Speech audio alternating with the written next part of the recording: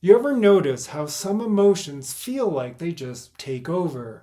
You tell yourself to stay calm, but inside there's this undercurrent of frustration or disgust running the show.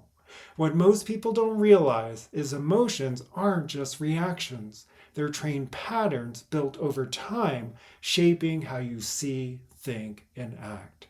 And once you start noticing which emotions you're actually training each day, you can begin retraining them. That's where real change begins. Today, we're unpacking what happens when emotions quietly start steering your decisions, especially disgust, and how to shift from that pattern into something steadier, peace, and agency. Because once you understand that emotional patterns aren't random, that they're trained, you realize you have far more influence over your inner world than you think. Let's start with disgust because it's one of the most common and invisible emotional habits people train without realizing it. When disgust is active, perception narrows to imperfection. The mind starts scanning for flaws like a heat seeking missile. It sounds like not good enough, should be further along, this isn't how it's supposed to look. That tone carries emotional weight, and over time, that weight becomes habit. I see this all the time. Someone who's disciplined, consistent, maybe even admired for how hard they work, but inside there's this constant low hum of frustration, like nothing they do is ever quite enough. They can't even enjoy a win for 5 minutes before the mind starts pointing out what's still missing. That's not drive, that's disgust training itself. And because the mind compares everything to an ideal that doesn't even exist, some filtered, polished version of life, it starts treating reality like a problem to fix instead of a place to build from. When that happens, motivation turns into pressure, creativity collapses, and progress starts to feel heavy. The goal isn't to eliminate disgust, it's to see it for what it is, a trained pattern. And patterns can be retrained. So, how do you actually retrain it? You don't beat disgust by analyzing it, you redirect it. The first step is to name it without judgment. This is disgust. That simple sentence separates you from the emotion.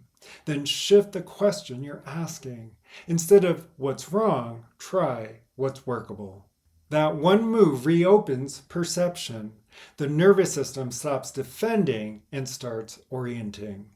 Someone I coached was leading a product launch that kept missing deadlines. Their default loop was, we're behind again. This is a disaster. We swapped it for what's workable in the next hour. Everything changed. They refocused. Their team found 3 next steps, and the energy lifted almost instantly. You don't have to fight disgust, just redirect it. Each time you do, you're teaching your system to focus on movement instead of judgment. Once you can interrupt the old pattern, you need something solid to replace it with. That's where peace comes in. Most people think peace comes when life finally settles down. But peace isn't what happens when things calm down. It's what happens when you stop fighting what's already here.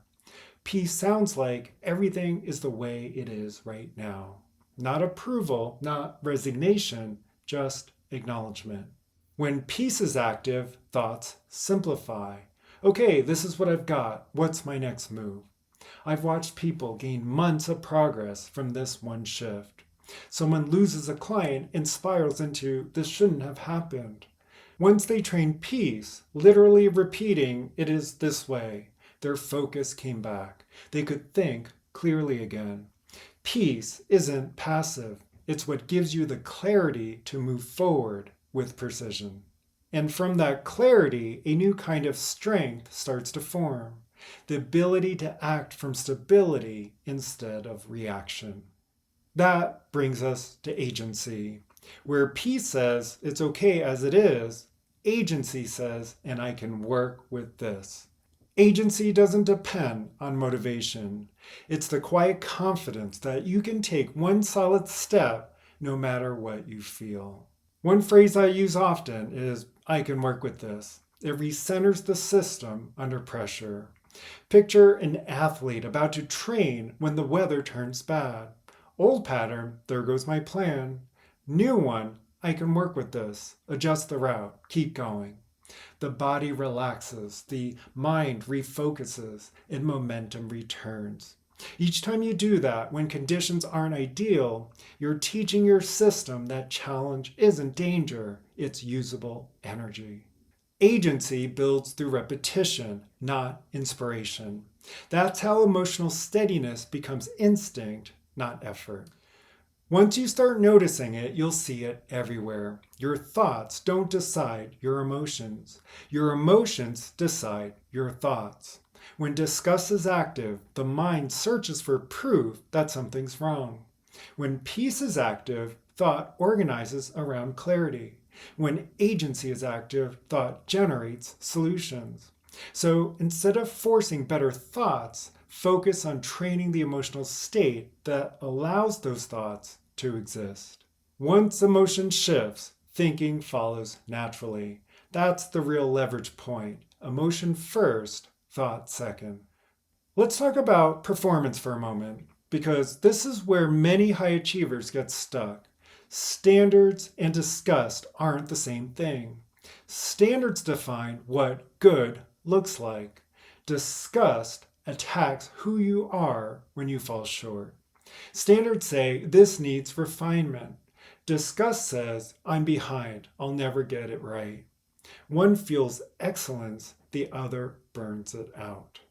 I worked with a manager who thought being critical would raise the bar. It did the opposite. His team froze.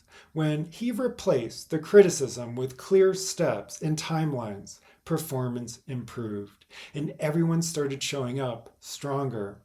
High standards don't require pressure or disgust. They require clarity and follow through. Your emotional system is most flexible when you're under stress. That means the reps that matter most are the ones you least want to take. You miss a goal, you feel tension, you want to quit or explain it away. That's your training moment. Two cues help. It is how it is. I can work with this. Then do one small action in the next 10 minutes. Send the message, adjust the plan, get up and move. Every time you do that, you link pressure with presence instead of panic. And that's how your baseline changes. Those small, quiet reps are where emotional strength is built. These ideas only work if you use them everywhere, not just when things are big or dramatic. Start with your body. You wake up, look in the mirror, and the mind starts with, you look exhausted. Label it, disgust. Then say, it is how it is, and I can work with this. Follow through with your workout or your walk, not to fix yourself, but to train steadiness. At work, a project slips and you hear we're behind again. Label it, discuss. Then, this is what's true right now, what's workable by the end of the day. Take one clear step. In relationships, a text goes unanswered and the story begins, they don't care. Try, this is what happened, what's my next clean move? Then either clarify, connect, or step back. Just choose one. Use the same cues everywhere. Repetition teaches your system consistency. Disgust feeds on fantasy. Progress starves it. Set targets that are real and measurable.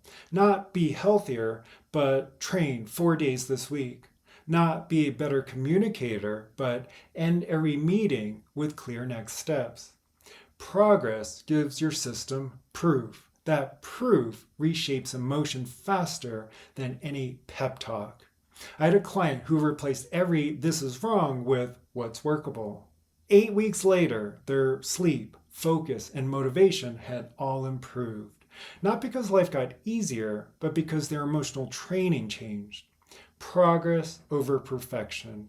Your nervous system trusts what you practice. The words you use are cues. They tell your system what to feel next. Try these. This is disgust. It is how it is. I can work with this. What's workable right now? Avoid these. This is unacceptable. It shouldn't be this way. I always mess this up. Language is emotional training in disguise. Every phrase you repeat teaches your body which state to come back to. You don't need constant motivation. You need stability. That baseline comes from three things: simple cues you actually use, small actions you repeat, and consistency that your system can believe. Cue, act, repeat. That's the loop. Over time, steadiness becomes your normal. Your system believes what you prove through repetition, not what you promise on good days. Disgust collapses your focus into what's wrong. Peace opens it back up. Agency turns that openness into forward motion. When you feel yourself slipping, run them in order. Label it, accept it, work with it, then move. 5 breaths, 1 step. That's how emotional training works in the real world. So take a moment and ask yourself, what emotional state am I practicing over and over without realizing it? And is that state aligned with who I'm becoming? If not, now you know where to start. Label it, accept it, work with it. If you're ready to stop managing symptoms and start training a steady, resilient inner state, I've built a system for that. It integrates emotion, perception, and the nervous system, so you don't just understand your patterns, you actually shift them.